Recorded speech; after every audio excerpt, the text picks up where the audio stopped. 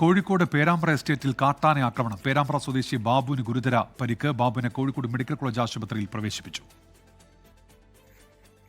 ഇന്നലെ രാത്രി 10:30 പേരാമ്പ്ര എസ്റ്റേറ്റിൽ ടാപ്പിംഗ് വാച്ചർ തൊഴിലാളിയായ ബാബുവിന് കാട്ടാന ആക്രമണത്തിൽ പരിക്കേറ്റത്.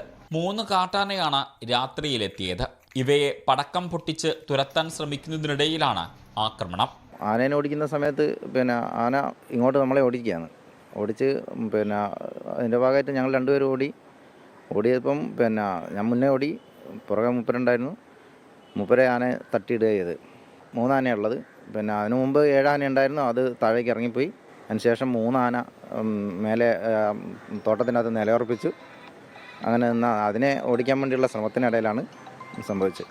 രാത്രിയിൽ തന്നെ പേരാമ്പ്രയിലെ 2 ആശുപത്രിയിലെത്തിച്ച് പ്രാഥമിക ശുശ്രൂഷകൾ നൽകിയ ശേഷം ഇന്ന് പുലർച്ചെയോടെയാണ് ബാബുവിനെ കോഴിക്കോട് മെഡിക്കൽ കോളേജ് ആശുപത്രിയിൽ എത്തിച്ചത്.